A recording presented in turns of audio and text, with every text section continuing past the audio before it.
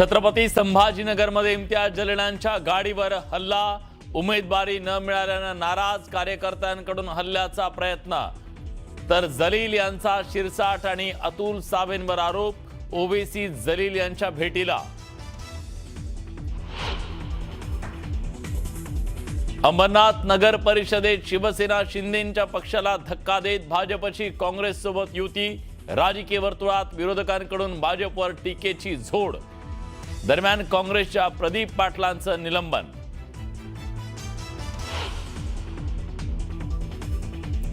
अंबरनाथ मधील भाजप आणि काँग्रेसच्या युतीवर मुख्यमंत्री नाराज, सूत्रांची माहिती. तर काँग्रेस प्रदेशाध्यक्षांकडून शहराध्यक्ष प्रदीप पाटलांवर निलंबनाची कारवाई, ब्लॉक कार्यकारिणी सुद्धा बरखास्त. अकोट नगर परिषदेतील आघाडीतून भाजप आणि एमआयएमची माघार, तर स्थानिक आमदार प्रकाश भारसाखळेंना प्रदेशाध्यक्षांकडून कारणे दाखवा नोटीस.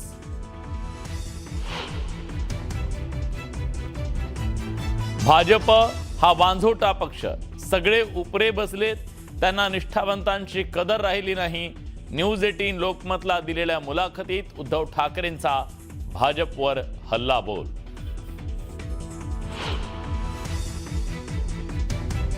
मुंबईचा नियोजन शून्य विकास सुरू, हा विकास नाही तर विनाशाकडे वाटचाल. उद्धव ठाकरेंची न्यूज 18 लोकमतला दिलेल्या एक्सक्लुझिव्ह मुलाखतीत टीका.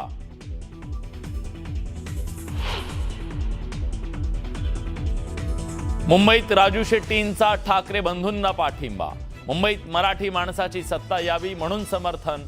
मराठी माणसाच्या मुद्द्यावरून फडणवीसांवर शेट्टींची टीका.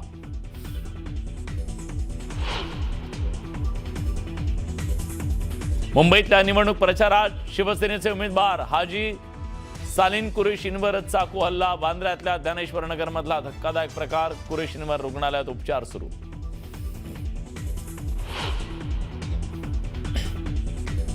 काँग्रेसची लढाई पण विलासरावांबद्दल आदर, लातूरमध्ये देवेंद्र फडणवीसांचं वक्तव्य.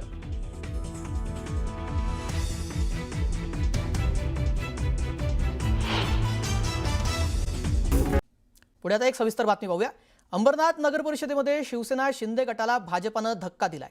शिंदे गटाला बाजूला ठेवत भाजप आणि काँग्रेस ही अंबरनाथ नगर परिषदेमध्ये एकत्र आली आहे, त्यामुळे खळबळ उडाली आहे. काँग्रेसच्या जोरावर भाजपा अंबरनाथ नगर परिषदेमध्ये बहुमतात येणार आहे, तर यावर शिवसेना शिंदे गटानं देखील प्रत्युत्तर दिलाय. ही अभद्र युती असल्याची टीका शिवसेनेनं केलेली आहे. ही युती शिंदे गटाच्या चांगली जिव्हाळी लागल्याचं दिसतंय.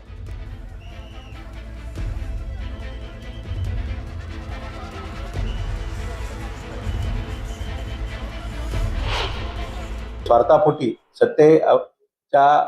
सत्तेसाठी काँग्रेस बरोबर जे अभद्र युती त्याने त्या ठिकाणी केली आणि त्या भाजपचा जो काँग्रेस मुक्त जो नारा आहे त्याला कुठेतरी छेद लावण्याचं काम या ठिकाणी अंबरनाथमध्ये झालेलं आहे. आणि जी पारंपरिक युतीला तोडून त्यांनी काँग्रेस बरोबर युती करून ज्या येणाऱ्या 15 तारखेला महानगरपालिकेचे जे इलेक्शन महाराष्ट्रामध्ये होणार आहे त्यामध्ये एक चुकीचा संदेश देण्याचं काम केलं का काय असं या ठिकाणी आम्हाला वाटते. यांच्याबरोबर युती केली असती तर ती अभद्र युती झाली असती. जनतेला दिलेल्या विश्वासाला तडा गेला असता.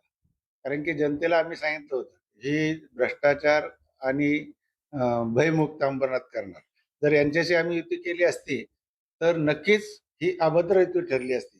परंतु अंबरनाथच्या विकासासाठी आम्हाला हा गट एकत्र करून आम्हाला या अंबरनाथच्या विकासाला एक चालना द्यावी लागली.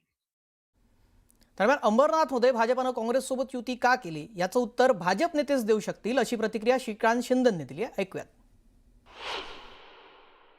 नगर परिषद में युति नहीं हुई, लेकिन महानगर पालिका में मैक्सिमम जगह पर ये युति हो, क्योंकि युति के कार्यकर्ता हमेशा लोकसभा हो या विधानसभा हो एक साथ आकर काम करते हैं. जब कार्यकर्ता का चुनाव होता है तब कार्यकर्ता को ऐसा लगता है कि तभी भी महायुति होनी चाहिए, तो इसलिए महायुति मैक्सिमम जगह पर है.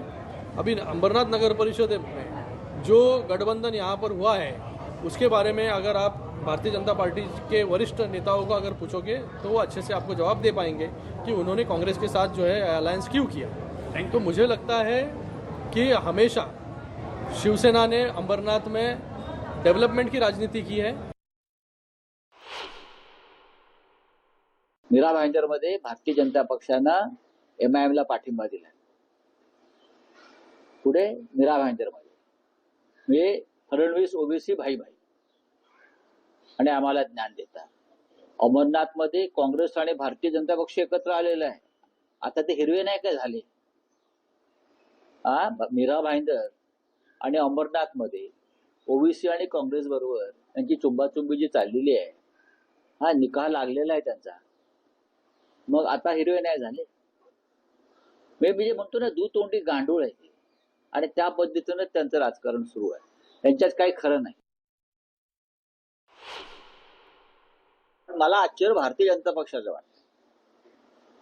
त्यांना काँग्रेस मुक्त भारत करायचं होतं मोदींना। महाराष्ट्रात चित्र वेगळं आहे। एक तर अर्धी काँग्रेस त्याने भाजपात सामील करून घेतलेली आहे आणि उरलेल्या ठिकाणी ते युती करतायत त्यांच्या बरोबर सरळ MIM बरोबर। बघा, MIM बरोबर सुद्धा भाजपनं कधी युती केली आहे का मुंबईच्या बाहेर, महाराष्ट्राच्या बाहेर मला माहित नाही, पण महाराष्ट्रामध्ये नवा पॅटर्न आहे। कुठे निवडणुकीनंतर जर स्थानिक आघाड्या जर होत असतील तर त्या आघाड्या करण्याच्या अनुषंगाने देखील त्यांनी आमची परवानगी घेतली पाहिजे अशी सूचना सर्वांना दिलेली आहे। भारतीय जनता पक्षासोबत आम्ही कुठेही गेलेलो नाही आणि कुठेही जाण्याचा प्रश्न उद्भवत नाही। जी बातमी चालू आहे ती एकांगी चालू आहे आणि या संदर्भामध्ये तिथले जे तालुका अध्यक्ष आणि जे उमेदवार आमचे लढले होते, यंदा त्या ठिकाणी या सगळ्या संदर्भामध्ये स्पष्टीकरण देखील आम्ही मागितलेलं आहे। नाही, मला आज मी त्यांचा अजून तपासलं नाही आहे। मला तपासावं लागेल की अंबरनाथमध्ये काय परिस्थिती आहे, तिथली स्थानिक परिस्थिती काय, यावर काय चर्चा झाली असेल, काय निर्णय झाला असेल, पण नक्की मी तपासून घेईल आणि यावर मग मला आपलं त्या ठिकाणी मांडता येईल।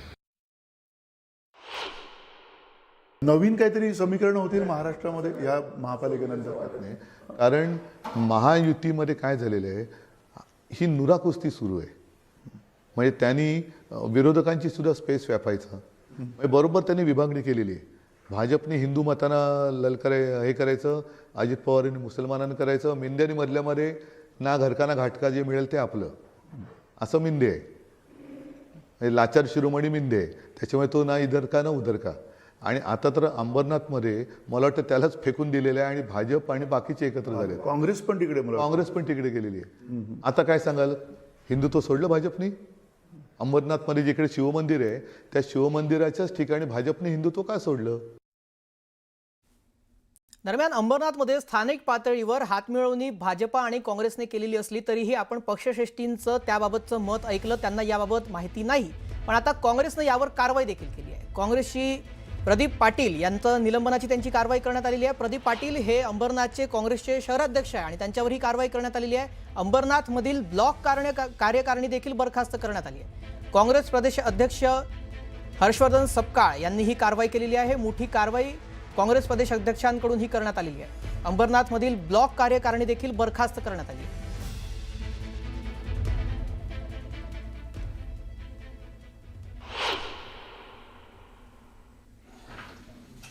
दरम्यान अंबरनाथ नगरपालिकेमध्ये भाजपा आणि काँग्रेसची युती झाली आहे। यावरून सीएम फडणवीस देखील नाराज असल्याची माहिती सूत्रांनी दिलेली आहे। काँग्रेसला सोबत का घेतलं याबाबत स्थानिक नेत्यांना मुख्यमंत्री विचारणा करणार आहे। स्थानिक नेत्यांना याबाबतची मुख्यमंत्री विचारणा करणार असल्याची सूत्रांकडून माहिती मिळते आहे। कारण स्थानिक पातळीवर ही युती करण्यात आलेली आहे। याबाबत पक्षश्रेष्ठींकडे अधिकची माहिती नव्हती अशी दोन्ही बाजूकडून बोलण्यात आलेलं आहे। बावनकुळेंनी याबाबत देखील मत व्यक्त केलं आहे। मात्र आता सीएम फडणवीस देखील यावर नाराज असल्याचं कळतंय आणि याबाबतची ते विचारणा स्थानिक नेत्यांना करणार आहेत।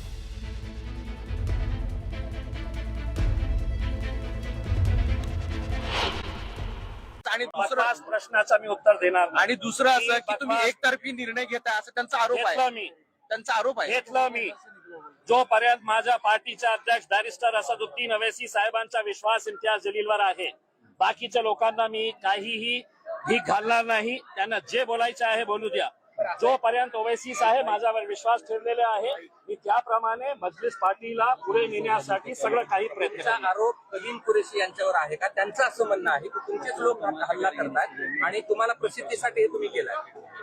तुमचा हे घाणेरड्या लोकांचा हल्ला करून आम्ही प्रसिद्धी घेणार. सर कॅमेरा लुकसर पण आम्हाला प्रसिद्धीची आवश्यकता नाही आहे. 16 तारखेला कळेल त्यांना.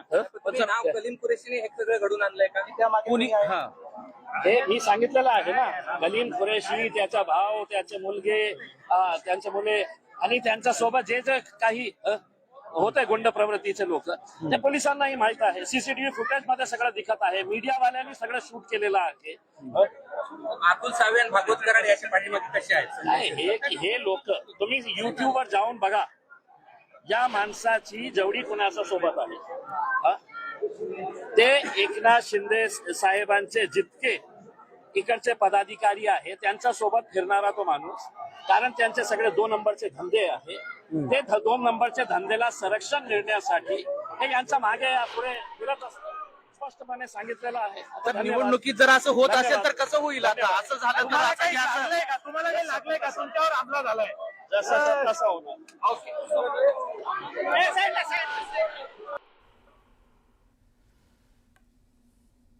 जलील यांच्यावर हल्ला झाला होता आणि त्यानंतर ते माध्यमांसमोर बोलत होते आणि आपली प्रतिक्रिया देत होते. एक